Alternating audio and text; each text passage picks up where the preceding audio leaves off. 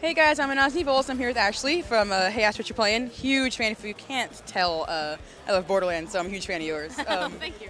So do you have anything you want to say about the convention so far? Are you having fun? I know it pretty much just started, but... Yeah, we are. We really like small conventions like this because everyone kind of just hangs out and has a good time. And we're actually selling stuff for the first time. Like, we've been to like 7 conventions and we're like, oh, maybe we should start selling our DVDs here. So we've got a table here, which is fun. And have they been a big hit so far with selling DVDs? Davis has been killing it. She's been selling, her merchandise is amazing and adorable. So she's sold a bunch of posters and stuff, which is cool. Yeah, these shirts are great. Yeah, they're awesome. So I have a big question. What gave you guys the idea for Hey Ash Whatcha Playin? Boredom and loneliness.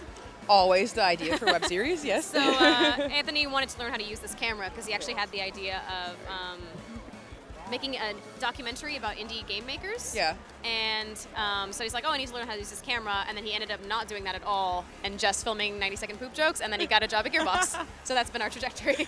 Okay, that actually is into my next question. What has it been like working on Borderlands 2 and voicing Tiny Tina? Super, just so much fun. It's insane. It's insane amounts of fun. Tiny Tina's a great character. And I've had like a lot of input into her and like how, you know, her voice sounds and like all that kind of stuff. And I get Anthony's sense of humor, obviously, so it's just sort of fun. It's like Hey Ash on a larger scale, you know what I mean? So yeah, it's cool. It seems like it's easy for him to write for you since you're related and he knows your humor and you know his humor. Right, exactly. Yeah. Okay, well, yeah, I'm a huge fan, and I'm sure everyone who's watching is a huge fan too. We've been watching forever. I think one of my favorite skits is when you were playing Uncharted. Nice, nice. You sat down and watched Indiana Jones. Right, yeah. I love that one. Cool. But so pretty much Gearbox is accommodating and just a great company to work for. Oh yeah, they're awesome. Gearbox is great. Everyone there is awesome. I don't doubt it. I've been to the community days and I'm always really in cool awe. People, yeah. I have a question kind of as like from a girl gamer to a girl gamer. Do you have anything to say to the girl community, girl geek community? Because I know there's been a lot of like negative like stigma towards girls in the community. Do you have anything you want to say to girls who are kind of nervous about it maybe? Just if you love something, just keep doing it. You know what I mean? It's hard because I know I don't blame anyone for leaving the community or feeling because often people are ostracized or are alienated because of how they're treated, and I hate that. But there are safe communities out there, so I would seek those out. You know, there are female communities that exist. There are good people that game. I know a lot of them. Yeah. And I feel like the more involved and the more open that we are as women in the community, in the industry, and as the more that we show that we're not going away, that we're the new core, you know, like 48% of females or 48% of gamers are female now. Yeah. So it's a hard thing to be faced with just assholes all the time and keep going, but I think it's going to get better, and we just have to keep kind of plugging away. So yeah, I think we're making our presence known, and people are starting to finally realize, oh, hey, they actually do play games. They're not just dressing up for fun, or not just saying they play because their boyfriends play. That's just the thing about that is that would just be so much energy and effort to keep up that facade for like what benefit, you know? Just so some guy I don't know will like me. Yay! Yeah. It's like, I guess a picture of me is on the internet now. I could have done that myself. There is a thing called Facebook. Yeah, it's a sort of silly thing, and it's a silly stigma, and I think hopefully over time it'll disintegrate. Yeah. So is there anything big in the future for Hey Ash? Just more seasons. Okay. We're making more series, more new series. And Anthony's obviously working at Gearbox, and I'm doing more voice work. So Hey Ash is going to be consistent but still going. Yeah. I don't know how much you could ramp it up without it just being awful. Like making like a Hey Ash movie would just be probably the worst thing that anyone could ever conceive. So we probably won't do anything like that. But yeah, there will be more Hey Ash in the future for sure. And I know you probably can't say anything, but Tiny Tina's Assault on Dragon Keep, are you excited for it? I'm super excited. Is it awesome? I think it's awesome. Okay. I'm also incredibly biased because my brother wrote it and I'm in it. But It's combining two of my favorite things, which is the Dungeons & Dragons fantasy element and, of course, Borderlands. For sure, yeah. I'm just like sitting here like, is it Tuesday yet? Is it Tuesday yet? Is it Tuesday yet? I think people are going to really like it. There are a bunch of like missions that I already know that are in it that are really funny, and the world is really funny, and they put so much work into it. Like new enemies, entirely new environments, a long campaign. It's like 10 hours, so I think people are really going to like it. Yeah. Well, thank you very much for letting us interview you. Yeah. It's an absolute treat for me because, as you can tell, So yeah, thank you. Of course. Hello, my name is Reggie. I'm about kicking ass, I'm about taking names, and we're all about playing games here at the Screw Attack Gaming Convention in Dallas, Texas. Give it up, homies.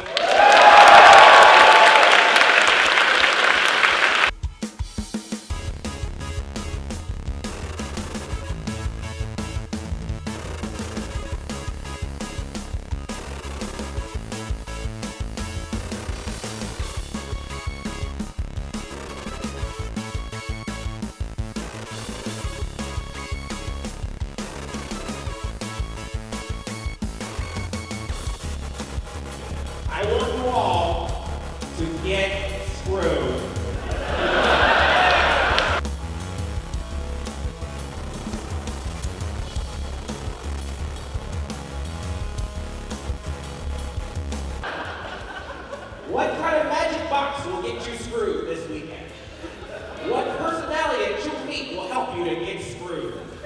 If you're in the Iron Man of Gaming tournament, you'll probably get screwed. If you pre-order your Xbox One, you'll probably...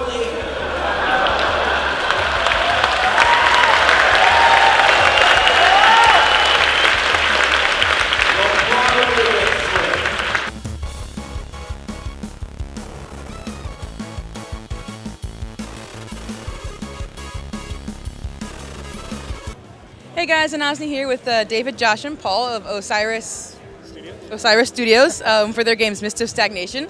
It's actually really cool. We've been watching, they had a bunch of people here playing it first, so I want to ask you guys, what is the game about? So it's a first-person shooter that has RTS overviews in it. It's going to have most of its gameplay based around teamwork. Control points are going to be the main thing that you go after in it. Each control point is going to give your team resources, which the commander will then be able to use to upgrade your armor, your weapons, things like that. So really working on teamwork is the main focus on it here, but also making it real accessible to anyone who wants just a fun run and gun. That's the primary element, of course. So Run and gun is pretty popular these days. You got it. So as you can see behind us here, we got, like, this is the commander, the big mech. Each team will get one of those, and essentially it's not your standard RTS where you're going to have the top-down view. Inside of the mech, you'll have, you know, like your cockpit, basically, that'll have the different RTS elements, so different controls and knobs that would represent those type of things. Yeah. Well, that sounds pretty cool. So pretty much what gave you guys the idea for this game? So, common question, but mostly inspired by, you know, things like Mad Max, that's awesome art style. You know, BioShock, huge influence, obviously, with the mechs, too, but the biggest inspiration for this game was just a game out there that has teamwork. I'm tired of, like, you know, your normal run and guns that everyone's just out there by themselves, but like I say, I mean, it's still, if you want to jump in a game and just go run and gun, you can do that, but... so it's not just base teamwork, like if you have no friends, you can play it by yourself. Absolutely, yeah. A successful team, though, will be the one that works together. Like the commander will recommend going after a control point. You can do that, or you don't have to if you don't want, but yeah, if your whole team's focused, you can. Okay, so do you have like different, not character classes, but different, I guess, kinds of people that the commander can put out? Yeah, so instead of going with a class-based system, we're going with a loadout. So you can decide to carry like our Boilermaker, which is a steam version of a flamethrower. Yeah, right? And a health pack if you want, instead of having a set player loadout. Instead of that, we're giving characters, you know, personality. So you can jump into Boris, which is one of our Russian guys, voice acted by Dmitry, who actually is one of our Russian buddies who, you know, great accent and everything, but we're also going to have like taunts. So each character is going to have a very distinct personality. So instead of a class, you pick a character and then use them how you want. Okay, so you can just pick your favorite character and put whatever you want into it, like whatever attributes or packs or anything. Absolutely. That's actually a really cool idea. I like that. Yeah. So when the game is done, where can we find it if we want to play? So main place we're going to be at right now is on Facebook at Osiris Studios. We will be selling on Steam, Desura, and Gamersgate. Awesome. We'll definitely keep an eye out for Mist of Stagnation because it looks awesome and it sounds great from what he's told us. So yeah, thanks for letting us interview. Thank you. I want to introduce you all to your friends, your lovers, the next playable characters in Super Smash Bros. For the Virtual Boy. Ladies and gentlemen, the people you know from Screw Attack, give it up!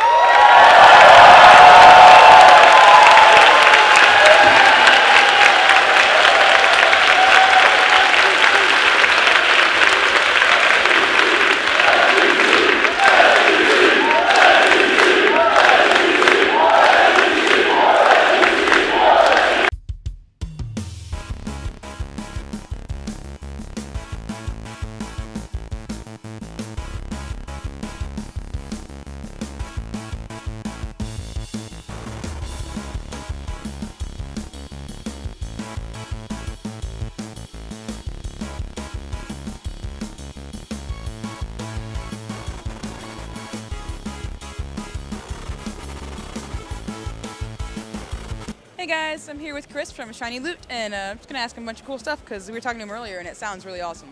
So just go ahead and give a lowdown of what Shiny Loot is and what you guys offer. So Shiny Loot is an indie game distribution platform. We have about 350 indie games right now. Everything is minimal to no DRM. So the most kind of DRM that you'll find on Shiny Loot is a one-time key activation. Once you activate the game, it's good to go. But most of our games are DRM free. We have this cool kind of trait system, which allows people to kind of drill down based on individual features. So you might want, let's say, a side-scrolling game, a platformer, a really challenging game. You can find that on Shiny Loot by drilling down all of these options. So we have about 140 of those traits. So it's really a good system for kind of refining, hey, this is the exact kind of game that I'm looking for. Can you help me find it? And that's what our goal is to kind of help you drill down on all those options. That's really cool. It's helpful because I know anytime I'm searching for, even if it's not games, it's hard to find exactly what you're looking for. And if you add the fact that it's a game you want to look for into that. A lot of why this game store kind of started was because we were having trouble, me specifically, saying, I don't know how to find this game, so it's been hours just Googling it, reading forums, looking through reviews, going through all these really lengthy pages just to say, I really only want these few keywords in the game. If you could just help me find that, that would be great. It didn't really exist, so we took that, we coupled with a lot of indie games. The reason being that indie games typically have a problem of really being discovered very easily because there's just so many games coming out on a constant basis now.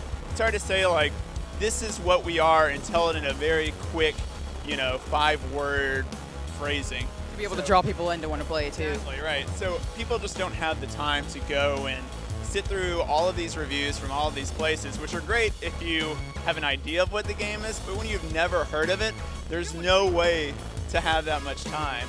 So we really want to be able to save everyone time. We want to be able to show all of these really cool indie games that are coming out to all of the customers that we think they're really good matches for, and they can come tell us that they're good matches for the game by using our filter system. So that's a big part of how kind of it all works. In addition to our minimal DRM and DRM-free stance, we have a lot of Steam and Dashura keys for the games. So it's kind of another extra avenue if people want to have those on a system that provides those free or those kind of easy update paths. They can do that. So we have all the patches and whatnot on our system as well, but if you want like a download manager, that's kind of another option with that. Since we don't have a client, we don't have any added DRM that we kind of throw on there. We don't have that, but we can offer it as kind of an extra add-on capability.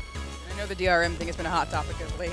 Yeah, it really has been. I mean, it's definitely kind of exploded. I know DRM-free is just kind of a buzzword now to some extent, which it's kind of unfortunate, but obviously it's a big deal. I mean, you had the Xbox One do a complete 180 purely because of their DRM stance. Yeah. I mean, and theirs is obviously kind of to the extreme of how things are going on, on the, I guess, sort of wrong way potentially to do things. Taking it too far. Yeah, just going a little bit too far, but I mean, we think that there's maybe some level of DRM that's acceptable, which is why we allow those one-time activation keys. That's not really a big hassle in our opinion, and it provides some sort of mix of security for the developers without being, again, a hassle for the end user. Especially for indie developers, they need that extra revenue because they don't have the big name to put out there. Like, hey, we're attached to this, we're attached to this. Right, yeah, so I mean, that's a big part of it. They can't just throw their name out there most of the time and just kind of have it be successful. Maybe in a few cases, obviously, there are some big name indie games that have come out, and those are great, but there's a lot of luck that goes into it. So we're hoping, again, that, just being able to kind of search for the game that you want and us having a list to show people that this is what matches your interests, they'll kind of have a good starting point for being able to find those games. I think that's actually what you guys are doing is great because for the indie games and for gamers alike, it gives everyone a chance to get their name out there and then be able to find, well, this is what I want, and hey, look, this person has it. That's exactly why this whole thing great. was started. Way too much time has been spent just Googling, looking for that perfect game. We want to kind of end that. And so we're in beta right now. We just launched about 3 months ago. We're still doing a lot of feature pushing, still kind of increasing the site a lot. This is kind of our first real big promotional thing, just to kind of get out here, meet people, see everybody, and talk about the site a little bit more. So we're going to be adding a lot more, and we're going to be doing some refinements on the trade system to just kind of make it a little bit more intuitive, a little bit easier to use. But right now, all the filters exist and work perfectly well on the site. So if anyone wants to go on and mix and match, whatever 4 or 5 things that just kind of say, hey, this is a great game, they can go and do that on the site right now. Well, that's great. I definitely have to check that out myself because I am looking for more games to play. Yes, very awesome. We always are. We've got actually 12 games out here right now that we're demoing, and all these games are going to be on sale for the next 2 weeks on our site. Go check that out. Yeah, so it's right on the front page. If you go, you'll see our big search bar. So if you want to start searching for games right there, you can. Or if you want to see all the games that we have on our SGC Indie sale, you just click the banner. You'll be taken to them, and you can kind of check them out, read about them a little bit more. Under each of the box art for the games, we have our traits listed. So it's very easy to just look at this list of 12 games and say, hey, these are the kind of games that I'm probably going to want to play. Well, thanks for letting us interview you, and it sounds really awesome. Thank you very much. Thanks for putting a great thing out there like that for gamers. Thanks for everything. Thanks for having a very awesome costume out here. Oh, well, thank you.